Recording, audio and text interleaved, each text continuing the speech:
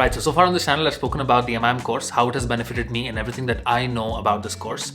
But I chose to compete in data and I'm not so well versed with other fields like marketing, finance, HR and so on. Welcome to this series of longer form conversations with people who have decided to work in a certain field. Most of what we hear about these fields are hearsay, and depending on the mood and the situation that person was back then, it could be quite misleading. And we also bring our biases along. Back when I was scouring the internet to find the field that I want to work in, I was looking for answers to these kind of questions. What it's like to work in this field, which are the problems that they are solving, and what do they like and hate about this field. For the first episode with us, we have Mayank Sehgal, who is a wizard with marketing for his age. Over our friendship, he has helped me out with marketing too, and listening to him talk about how he got to this decision of wanting to work in this field, I was really surprised. I didn't know these things about him. So grab yourself some popcorn or just put in your earphones and let's talk marketing today. Nice to have you on my channel, man. Thanks so much for accepting to do this. Of course, dude. I'm really happy to. I have so much to ask you. I don't know where to begin, but I'm going to ask you one of these questions which have tormented me forever. Really? Which one is that? And this question was so difficult that I did not even consider marketing because of this. Okay. Really? Okay. Yeah. What is the difference between sales and marketing?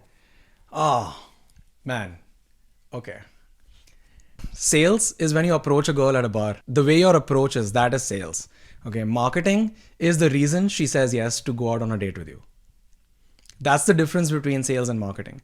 So the approach, which is like, what bar are you going to? What is your opening line when you approach somebody? That is sales, But marketing is what happens after that. Like, why does this person say yes to you? Why does this person continue dating you? That is what is marketing. If all the decisions of the first words you use, the way you appear, the bar you picked, if all of that was sales, what is marketing's power? What is its domain? So you can approach people, you can have the best approach. The person says yes to talking to you and you go out on the first date, right? If you're not able to meet that person's need, right, then the relationship is not going to go forward. And I feel like that's where marketing kind of comes in. Now, when I think about it, like there's definitely a blur between the lines of sales and marketing. I feel like the domain of marketing and the power of marketing is basically just like, and again, like this definition overlaps with sales a little bit. But for me, marketing is basically anything that a company does, which essentially is understanding what it is that the customer wants and how can you get that customer what they want. How can you solve this customer's problem? A lot of sales is also the same thing. But marketing also includes like things like branding. It includes things like, and branding is essentially how do other people perceive you? How do other people perceive your product or your company? Now, when you buy Apple, for example, you're not just buying it as a rational decision. You're also buying it because of an emotional decision. Like you want to be associated with Apple's brand. And that's because Apple's done a really good job on branding. So branding is a part of marketing. Even product development to some extent is part of marketing as well, because you decide what features your product is going to have depending on what is the market for those features. What are the people that want those features or need those features? How is that going to fit in with the brand? Now, so in that way, like product development is also a part of marketing. Another way, you can differentiate sales and marketing, getting back to that, is sales is when you yourself go and approach a woman at a bar, right? But marketing, in a way, like if your marketing is done really well, people are going to be coming to you because they look at you and they're like, oh yeah, this person can solve the problem that I might have. So they go to you, and that's marketing. They find you. Exactly. Or they come across you in any kind of media or however they come across you, and they are convinced that you're the right fit. Exactly. They're convinced that you're the right fit. They're convinced that you have what they need, Nice. And that's why I feel like sales and marketing really go hand in hand, because a lot of times people don't know that a solution exists. Good marketing achieves that, but also good sales can achieve that as well. And so if you just have really good sales but without any marketing at all, it's going to be harder for salespeople to close deals. But you can have companies that do no sales but only through marketing. So for a small company, it's possible to only focus on marketing and still have sales. And still have revenue. And still have revenue coming in. Yeah, definitely. Nice. Exactly. Okay. Which are the problems that you would solve if you're solve well if you're a successful marketer for a company? I feel like the number one problem that a successful marketer can solve for a company is demand. Essentially, you can have the best product in the world. You can have a product that is so well done, has all the features that people might need. But if there's no demand for it, it's a failure. Because there's no point in creating something that's amazing, but like no one's there to use it, or like no one needs it. So I feel like a good marketer is able to figure out like what is it that people actually need at this point, and second is that when you already have a product that people need but they're just not able to find it, how do you help them find it? Okay. So in today's world, for example, when it comes to inbound marketing is anything where customers are coming to you rather than you going to them, right? A lot of inbound marketing is done through content.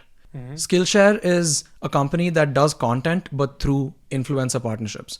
So the Skillshare's marketing team decided that, okay, a lot of people who are interested in watching, productivity YouTubers videos, they would also be interested in improving their own skills, and that's why they partner with those YouTubers to like create content about it, right?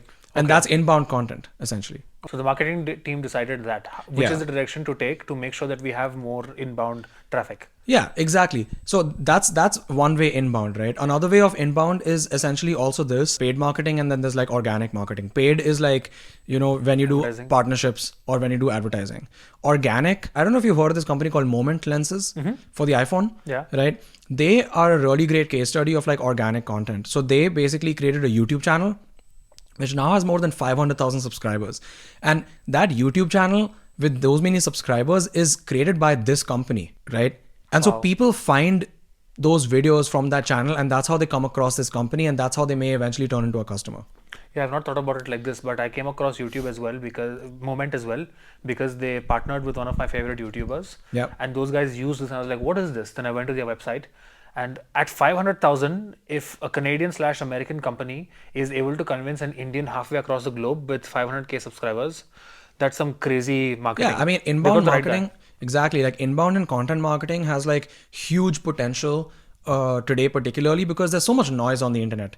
Like there's just so much noise on the internet that it's really hard for your brand to like be visible. But with like high quality content, people can actually come and find you rather than you like shoving your brand into people's faces and be like, look, this is us. And I feel like that's super powerful because you invest a lot of money into content and building a content ecosystem the first time. But then that kind of a content ecosystem, it just continues giving you returns over the years because people still find that content and still use it. Looking at you, I know you for a bit now and we've hung out so often, we're good friends and stuff. Looking at you from a distance, you come off as this guy who knows a lot about the marketing area, and at least for someone who doesn't work in that field, it feels like there's a lot of organized information in your mind about marketing. Sure. Yeah. Just the little pieces of feedback that you give me, you send me a message saying, oh, this was great, I would do that. Have you thought about that? And I'm like, I haven't thought about that. And it's a good idea. I really want to share with my audience on my channel, people who don't know which area to work in. How did you arrive at that clarity? I kind of had an idea that I wanted to work in marketing since I was like in high school, since I was in 11, 12 standard. But like at that time, I didn't even know what marketing really was. I just knew that it was like some direction that I wanted to go towards. There was something about it, about that word, about what that word meant to me at that time, which just appealed to me. And I just went towards that direction slowly. And I feel like it was after I went towards that direction more and more is when I learned more about it and things became even clearer to me. And that's when it became even clearer that, yeah, this is the direction I want to go towards right now at least. All started with me, like when I was in school, I started playing the guitar when I was in 6th standard, okay? Like 6th standard, I was probably, I don't know, like 10, 11 years old at that time, right? I started playing the guitar. And once I started playing the guitar, started learning other people's songs. At some point, I don't know, I had this idea that, you know what? I want to make my own songs because I don't want to just play other people's songs. I want to like have my own thing, right? So I started doing that. And then after I started writing and playing my own songs, I was like, okay, the next logical thing is that people should listen to them because what's the point of me writing and playing these songs if I'm the only one who listens, right? And then I think it really just like started there. Okay. That was like the first product that I ever marketed, which was the songs that I was writing.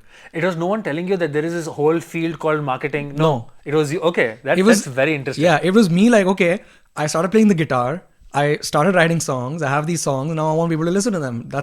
How do I get people to listen to them? How did you do it? So this was in 8th standard, okay? 8th standard, I was like 12 years old. I was like, okay, I started like recording my songs first. So I got into the whole world of music production and recording because of that. So I started recording my songs.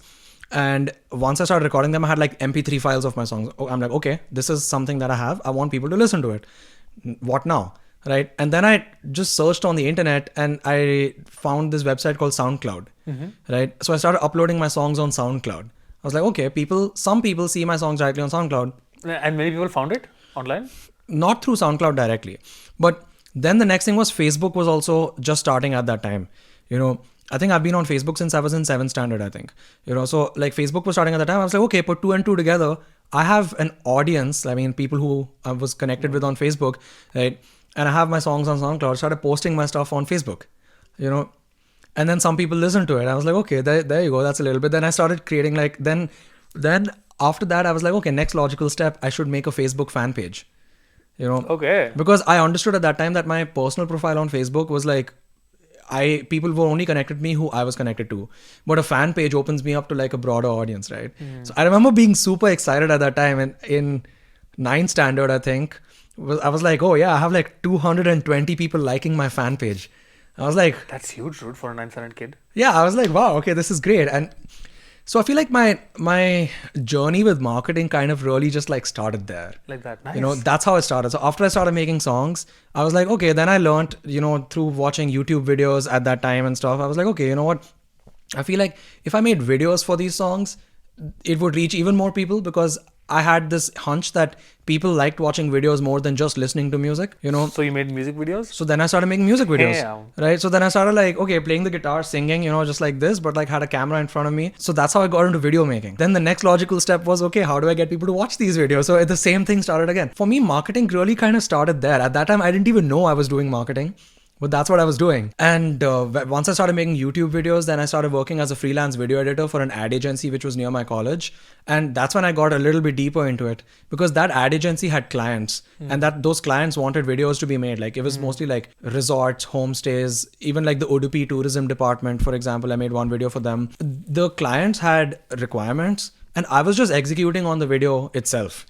I wasn't a part of the strategy of the marketing. I was just executional, but just being involved in that, working with somebody who's running an ad agency, even a small one, it really taught me a lot, and at the same time, I continued to make my own YouTube videos as well, and just like learning as much as I could. So I think it just became super clear to me that, okay, this is kind of the path that I want to go into.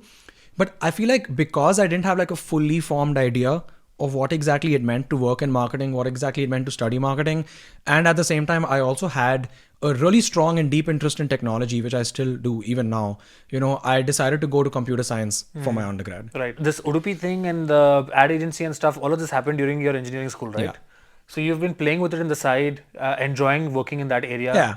Nice. That's nice, man. I really love this because I got clouded by what people told me about their field then, fields like HR, fields like marketing and finance. I have a very clear image which is inaccurate. The image is inaccurate, but it's very clear, and for me, marketing was just something that's, I didn't really understand, first of all, what do you mean market? Right. I didn't really understand it, and the definition online did not really help me. But the need for marketing, I've faced it a lot, and you have helped me with this in my journey as well. So I really want to touch on this other aspect that you've done really well, which is very close to the marketing word, which is personal branding and personal marketing. I want to ask you how you got into this in the first place. What were your first problems that you solved in this area? And how did you get so big into this personal branding part? Man, I mean, again, the whole personal branding journey for me as well started at the same time, like as a musician, as like a little musician kid. I would say like wannabe musician. Like that was kind of like where it started, right? At that time, I didn't know at that time what I was doing, but that was personal branding. Like I was branding myself. Like my music was my product and the brand was me, right? And the way I knew that, I was like, personal branding was that people in my school knew me. Like more people in my school knew me than I knew them, and that happened because of like the music that I was creating. And then in college, it was kind of the same thing. And that was because of YouTube videos that I was making. And one of the things that I don't even remember when exactly I came across the term personal branding, but one of the things that I did to build my personal brand was when I was 17 years old, I just finished my 12th standard, all of my exams. And I was like, okay, next logical step, got to buy a domain, Oh, wow. I was like, I don't know, somewhere I would have read it online that, like I need to have a domain if I want to build personal brand. And so then I bought a domain, mayanksehgal.com. And it was really funny. Like when I went to college in the first month, everyone who I met, I was like, yeah, because in the first month, you're just introducing yourself. You're like telling each other like what you're about, what you do, all that stuff. So like I was telling a lot of people that, I'm a musician. Because at that time I just worked in the entire 12th standard. I worked on a music album. And at right before going to college, I released it online. It's still there. It's on Spotify, Apple Music, all those places. And so when I went to college, I was like, yeah, I just released an album. I'm a musician, and you can check out all of my work on my website. It's mayanksehgal.com. And then slowly that started catching on, and I became known in my college as .com. So, yeah. .com. Yeah, exactly. I mean, like, there were some people obviously who made a joke out of it, right? Which, I mean, at that time it felt a little bit, it didn't feel so good. But looking back, I'm like, actually, it's good that people were doing that, because I was building a brand. You know, people found it funny that, yeah, he's mayanksehgal.com, you know, but that was the brand. So it's kind of like any publicity is good publicity, you can say, right? I was going to say. And so in college, it's like people knew me as like the guy with the website. Okay. But that was my brand. That was a personal brand. I would imagine, I don't have any data to back this up, but like I would imagine that like if you in your college like heard about this guy, oh yeah, .com, you know, mayanksehgal.com, you would go on mayanksehgal.com and you would see I would do what's that. there. I would do that. Right? I would be curious. So yeah, I feel like that was like my first entry point into like the world of personal branding. And then since then, I mean, like I had a YouTube channel at that time as well. Same channel that I have right now. And yeah, people just knew me as the guy with the YouTube channel, or like the guy with the website, you know. And that was me personal branding myself. You were doing these verbs, marketing, personal branding, without knowing that that's what it's called and these are the techniques involved. You were doing it anyway. Yeah, exactly. I mean, at that time, today, there's a lot of like educational content about personal branding, social media, Right. content marketing online. Like you can learn about this, and you know there's a path towards that. You know what it's called. There's a name to it, right? But like back then, I didn't really have much guidance on this.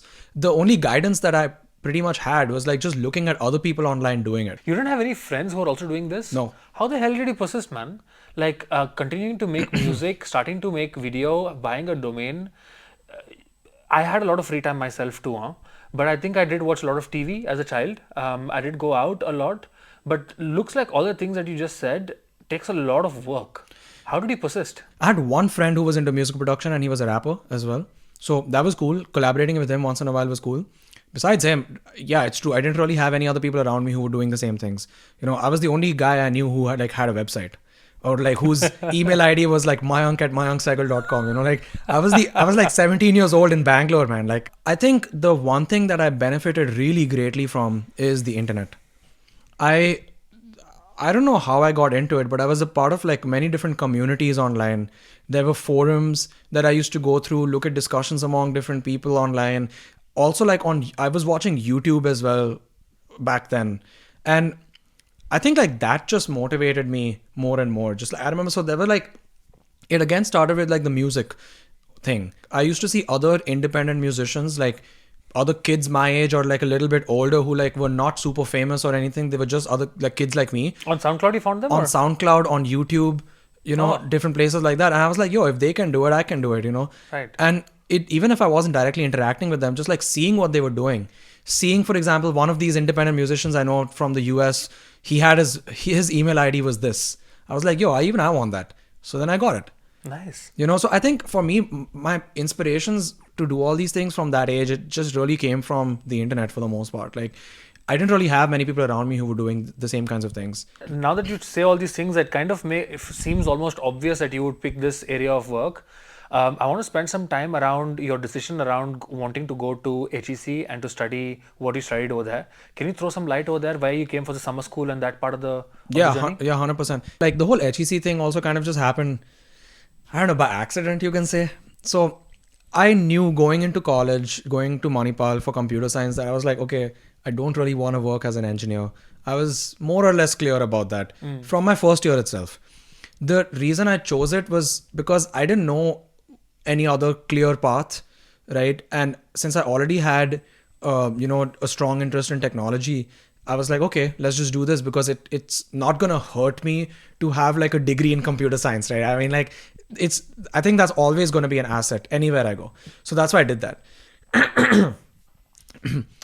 But then after I started my degree, like over the years, like after the first year, second year, I was like, okay, especially after starting like second year of college, when the computer science courses really started, that's when things started to get a bit serious, and like it started to get a bit difficult for me to be like, okay, like I'm spending 8 hours of my day in classes on something which I don't want to really build a career in. And I was like, okay, but what else do I really want to do? What's the clear path to go forward? Like I need to do something, right? And that's when things became really hard. Like I feel like my first year of first year of engineering was just like normal courses. It was like an extension of high school. But second year, which was like the first year that I actually started CS courses, I was like, man, okay, if I want to do this, it's going to require a lot of investment. But I don't really want to do this. So I was kind of like half-assing a lot of my courses and my academics. Right. But then I didn't really have any other clear path either. Like, I was making videos and stuff, but it just felt a little bit like okay, it's like, yeah, I'm making videos for fun, like what career can I create out of this? And I started to feel a little bit scared that, okay, 4 years are going to pass and I'm like, I don't know what I'm going to be able to do next. I know what that feels like. How did you deal with it? Stroke of events which just happened one after the other, which kind of just like led to things. The first thing was like I got in touch with that ad agency that I worked freelance for, and I started working for him. That's when it made this a little bit more concrete. I was like, okay, that's one way, right? This is like one tangible thing that I'm doing in marketing, right? So I started doing that. And besides that, I was like continuing to make YouTube videos and do all those things. I don't know, something in me just felt that there is value in this because I see people on the internet doing this and making a career out of this. It's just people around me are not, right? But people on the internet are. Those are also real people. So I don't know, just some hunch just kept me going. Okay. And then I started participating in a lot of like, college fests, contributing to the social media department of college fests. I was part of like this media club on campus in my first year as well, where I started their video department. And so I was still doing a lot of those things. I just couldn't connect it with like a career or with like, not even, I mean, at that point, forget about career path, even like an academic path. Yeah, okay, I see. Even an academic path, because I'm like, even if I go do a master's after this, what will I do a master's in? Because in my view at that time, I was like, okay, I could do an MBA, but MBA required me to have work experience, right? Most MBAs require at least 2 to 3 years of work experience. But if I'm studying in computer science and I don't want to work in computer science, how do I get that 3 years of work experience? In marketing or whatever area. area. In something that I wanted to do because I didn't want to work in computer science. I remember after my first year of college, I was like, okay, let's do a marketing internship. My mom would put me in touch with certain people who she knew who were in marketing, and like I would speak to them. I would like sometimes even like cold email or just like try and connect with different people, trying to see if I can get a marketing internship. So at this point, you're already a little clear that you want to do something in marketing. Yeah. How did you hear this word and what was the aura around it for you? Did it feel like, oh, this is a perfect match with what I want to do? Or did you struggle with that a bit? I didn't know if it was a perfect match, but I also knew that. I heard that name, I heard that word also, a lot of it through just research on the internet.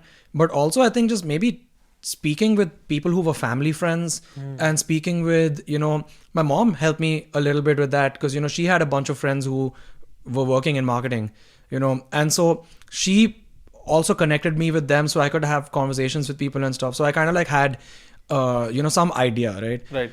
But what was happening was that if I tried to get a marketing internship, everyone was like, oh, but you're studying computer science, Yeah, like, why do you want to do a marketing internship? Because I don't know, for some reason, it was also a bit weird. It was like, I don't know if it was just me, but I was also kind of feeling a little bit like, oh, you're computer science, you're already like there. Why do you want to go down here? Yeah, I know exactly what you're talking about. Yeah. I didn't think of it in that way, but I felt like the environment kind of, a lot of it felt in that way, So I was super confused. I was like, okay, what do I do then? And then, I don't know, somehow like, again, through the internet, I mean, you can tell till now that I spent a lot of time on the internet, like I spent a lot of time on the internet and I just researched on things a lot, man. Like I just read so many things on the internet. That's what I would do. And so I just saw different people doing different things. I came across this idea of a summer school, because I know that summer school was like a concept in the US a lot. Then I looked at the price for summer schools in the US. It was like $12,000-$15,000. I was like, okay, that's a bit much. But then I just Googled a little bit more. I was like, okay, best summer schools to do. And then I found like a blog article or something where I found like HEC Paris summer school. And I saw, okay, this looks interesting. I saw they had like luxury management as a subject, which was the only marketing related summer school that they had. I saw luxury management as a subject and I saw the price of that summer school was around, at that time it was, I think it was around 2,200 euros with living expenses and stuff. It would be like 3,500. Okay. I was like, okay, that's a little bit more palatable, right? And I did a bit more research on that by myself, and then I pitched that to my parents, who, they agreed to send me, which I'm like incredibly grateful for. That they paid for it and they were supportive about it. And it was after I went to HEC summer school, right? That's how I found it, through a Google search. Literally found it through a Google search. I was like, okay, HEC looks like a well-ranked school. Summer school could be interesting. Subject looks interesting. Luxury was a topic that I had a bit of an interest in. And I was like, okay, let's do it. So then I went to summer school. That's how I got to know about HEC Paris, MIM, all these things. And I remember during that summer school, there was like one information session that they had about their master's programs. And I attended that information session, and that's when they explained about their Grande École, the MIM. That was like a light bulb moment. I was like, okay, this doesn't require work experience. I can study marketing and business this way, and I can do it right after graduating. I don't need to like work in a job I don't like before doing that. And I was like, but literally, again, same problem. No one else around me had heard of it. No one else was doing it. Now there's a lot of people coming from India to France to study MIM, but at that time, barely. That wasn't the case, yeah. And so I was like, but something in me told me that this is the right way forward. I was like, all right, man, let's do it. We were talking on Mayank's channel a short while ago where he recorded a video talking about admiring someone in the field that you're currently competing in. To watch the whole video, check out Mayank's channel. He talks about his stay in France, about his MIM journey, and all the little things that he has been discovering in Paris and the people that he meets and so on. But now getting back to the video where I asked Mayank, when was the first time that you felt this admiration for someone in the marketing field? Online, I had a lot of inspirations, right? Online, just looking at different people brand themselves, brand their companies. Also, just brands as a whole always intrigued me a lot. Since I was even a little kid, like watching advertisements on TV just intrigued me, and I was like, okay, wow, that's pretty interesting. I don't remember the first time, but I remember the most impactful time was when I basically got my first marketing internship at the end of Manipal in my 8th semester. I got that marketing internship through my personal brand, which was insane. One guy comes next to me, like just sits next to me, and he's like, hey man, you're Mayank, right? I'm like, yeah. I really like the videos you make. It's really cool, really exciting. Happy to see you in this class. And then he's like, dude, actually, I wanted to talk to you about something. Me and like these 3 other dudes, we've got like the startup that we're trying to build, and we are gonna be going to Angel Hack in California for like I think it's like the startup conference or something like that. And he's like, we need like a product video done for like the product that we're building. And I'm like, okay, that's interesting. Like, what's your budget? And he's like, oh, sorry, like we're just a startup. I don't think we could pay you. I'm like, oh man, I'm sorry, but like I don't do any work for free, because I was already working for the ad agency and I was getting paid for that. But then a few weeks later, I decided that I wanted to buy a GoPro. And I remembered that, oh yeah, GoPros are like 10,000 rupees cheaper in the US. And I remember that these dudes are going to the US. I'm like, huh, okay. Like, I give you this, you give me that. Exactly. So then I reached out to him. I told him that, look, this is the deal we can make. You just buy me the GoPro. I'll make this video for you. Cool. Good deal. We did it. Okay. And then 6 months, and they got me the GoPro. It was all good. I was really happy. Good exchange. 6 months later, they wanted another video. This time I was like, you know what, let me just do it, because these guys seem like cool guys, and why not? I had some free time at the time, so I made it. Turns out like a year later, when I was looking for an internship for my 8th semester, one of these 4 guys, they ended up working at this company in Bangalore now it's called Springworks. And he showed the CEO of that company the videos that I made for them. And the CEO was like, oh, that's pretty cool. Maybe we should hire this guy as an intern. Also, it's a landmark piece of work, because if you did it back in time and he did his thing and then found another job and then that video should have been that good. I guess so. And so then the CEO saw that, and then the CEO reached out to me and was like, hey, Mayank, like, this person told me about you, and would you be interested in chatting? Would you be interested in knowing more about Springworks and what we're doing here, maybe for a potential internship? I was like, yeah, sure. Let's go. Yeah, which was pretty cool, because like, remember I told you about this issue that I was facing of like wanting to find a marketing internship, but like people not taking me seriously because I'm not studying marketing. And there it was, like I got a marketing internship and it just came to me, which was insane. And then the CEO actually, like he met me in Manipal because he was traveling for something on the campus, and then we had lunch together, and he was like, yo, like it could be really cool for you to join us as a marketing intern. We don't have a marketing team right now, but you could join us, and we could do something together. I'm like, all right, man, let's do it. So I joined that company in January of 2018. 1 month later, they hired a manager, who was like a marketing manager, and I learned a lot from him. Okay. I learned so much from him. And then 2 months later, they hired another marketing manager who's currently now their head of marketing. He's still at that company 4 years later. His name is Abhash. And I learned a lot from Abhash as well. And I think it was, Aditya, the first manager, and Abhash, the second manager.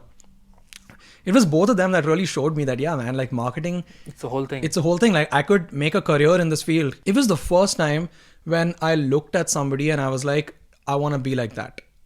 And I had like a path to get there because this person was like in front of me. In fact, it was Abhash that really taught me about LinkedIn.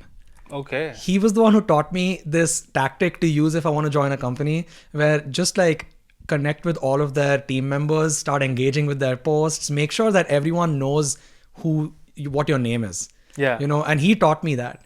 So I think it was definitely, that was the first experience that I had, which made me really feel like, oh yeah, this field is the one That's for me. amazing. Yeah, I think that's such an important ingredient in fitting in or feeling that you belong in an industry, in a discipline of work, to see someone and say, I want to become like that, Yeah. or I want to grow up to that level. So for someone in the first year or second year who's a little clueless about which field to pick and also has a vague, unclear image of marketing, how would you help them, or what advice would you give them to kind of demystify this area of marketing? Especially if you're in like an MIM program, which is not supposed to be a post-experience program. I think it's totally normal that if you're in the first year of MIM and you're clueless about your career, I think it's totally normal. I feel like I was a bit of an exception in this way that I kind of, going into MIM, I already was like 60-70% sure I wanted to go into one field, and then just that 30% validation I required. I think so. One, like if you're feeling like you need to have everything figured out in your first year, it's okay if you don't. It's totally normal. I think most people don't figure it out. I know some people who don't know what they want to do even after they started their first job. So like it's all good. In order for you to figure out what you actually like to do, I think the number one thing is just talking to different people. I feel like you need to go out and find those people that you admire. You need to find those people that you want to be like. You see their life, you see what they're doing on the day to day, and you tell yourself that, man, like I want to be like what those people are, And in order to find those people, you need to go out and talk to different people. I feel like one advantage that we have as business school students and as MIM students in France or even anywhere else is that in business school, there's a big, strong focus on networking, and it's completely normal to reach out to different people and ask them, hey, like, what does your day-to-day look like? And ask you a few questions about your job. I feel like that's super important to do. And this is something that I also did in my first year at HEC in my MIM, because even within marketing is a really, really broad field. I think in order to even figure out which area within marketing you want to work in, it just makes a lot of sense for you to go and talk to different people. So that's the first thing that I would kind of do, is just like talk to different people. Second thing is, if you already know that you're interested in marketing, but you're just not fully sure about it, what it is that you like to read about in your free time. Like, have you started some kind of a project? Are you really passionate about social media? Are you passionate about writing? Are all those things already there within your life? And if they are not, then I would even recommend starting some kind of a project in marketing by yourself to figure out, what do you feel about it? Like, do you like it? Do you like doing it? If you start a YouTube channel, for example, tell yourself that you're going to record and publish like 4 videos in, like, say, even in 2 months, right? And at the end of the 2 months, you're like, did I like doing that? What part of it did I like the most? Did I like writing the most? Did I like editing the most? Or did I just like the part where I'm just thinking of ideas? And when you figure out which part it is that you like the most, you can make a more informed decision about, like, okay, if you're the kind of person who just likes thinking of ideas, maybe you could get into like content strategy, right? And then go deeper into that. If you're someone who likes writing the script the most, maybe you could become a content writer, or you could get into content marketing, right? So similarly, I think it's just like a combination of just talking to different people, asking them what they're doing. And if you're already sufficiently interested in marketing, start a few projects of your own and figure out what you like about that. And finally, do internships in marketing. I think that's the best way. Like, you're never going to really know what it is to work in that field until you actually work in that field. Yeah. And I think for me, I only really understood that I really like marketing, particularly marketing in tech, which is what I've been doing now for the last year since I graduated. It's after I do an internship at a tech company doing marketing. I did that for 6 months in Bangalore at Springworks, as I mentioned before. And I also worked for 6 months in Los Angeles as well, at a tech startup over there doing marketing. And it was after these two experiences, I was like, okay, yeah, I'm pretty sure this is what I want to do.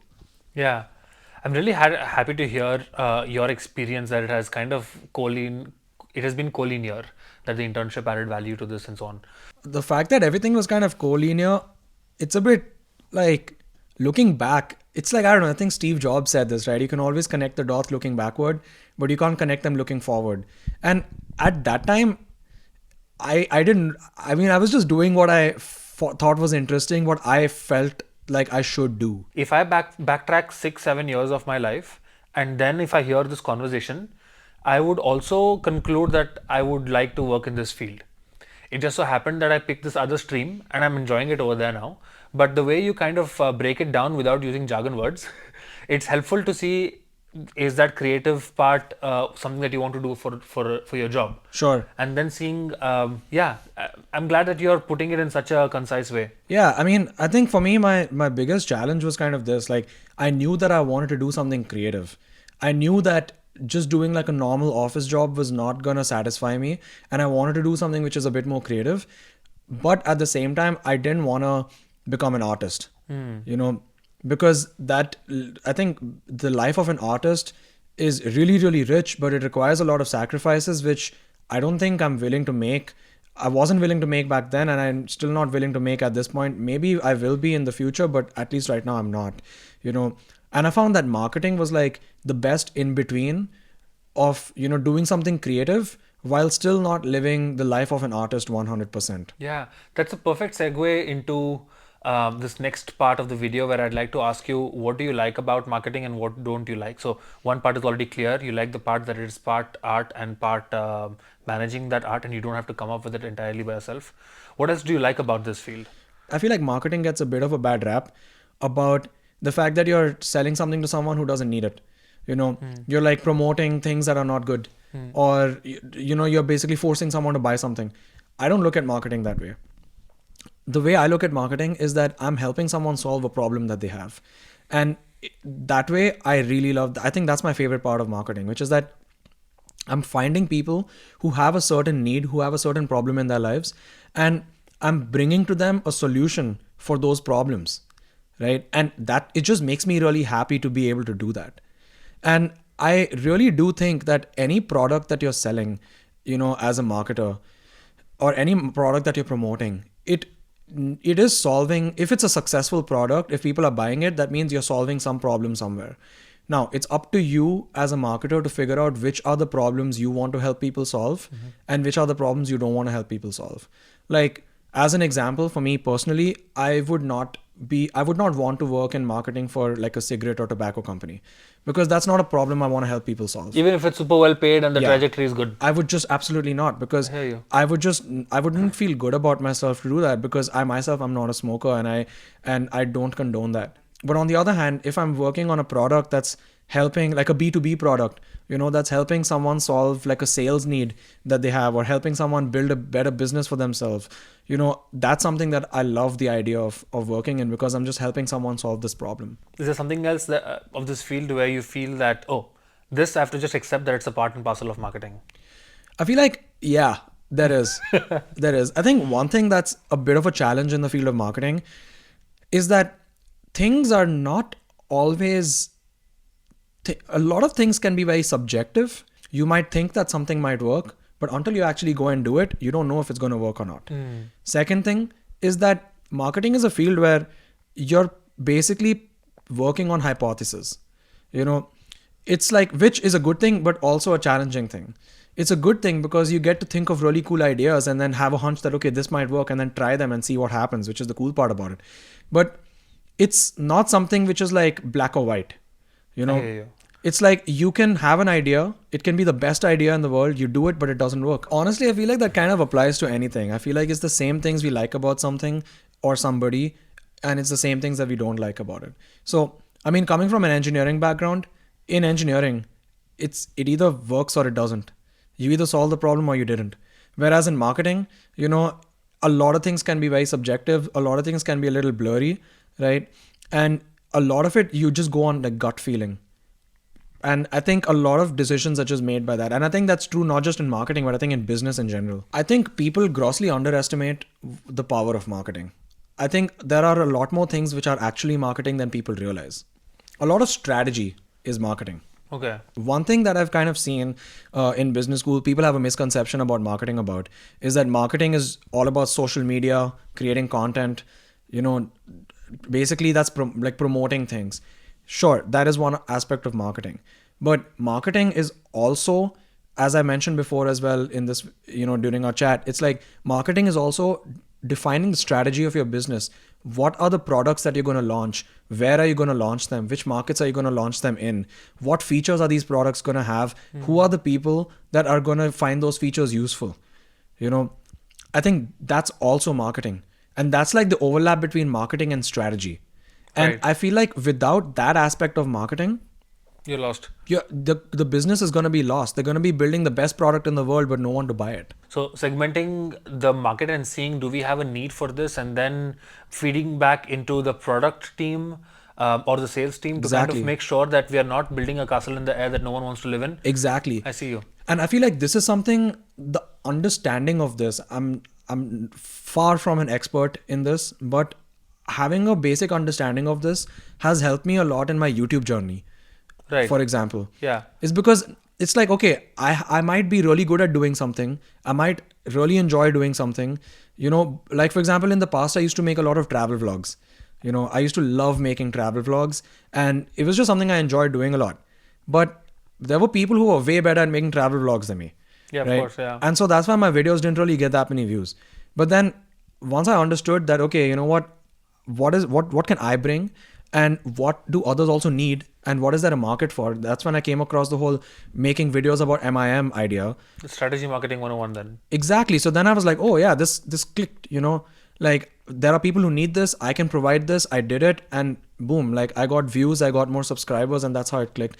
And this actually also happened after I came back from LA, after being exposed to like the marketing industry over there, and like working with people like my CEO and my manager, and all the things that they taught me, I just applied it to this, and then something just worked. Awesome discussion, Mayank. Thank you so much for taking the time this afternoon. If you guys are curious about the kind of work that Mayank does, just look up Mayank Sehgal. A couple of links are down in the description as well. Thank you so much for tuning in. I'll see you guys next week. For the rest of the conversation that I've been teasing throughout this video, check out Mayank's channel. It should already be live right now. He has this interesting series called France Story, where he asks people like me who moved to France about why they moved to France. Check it out on his channel. I'll see you guys next week. Keep learning.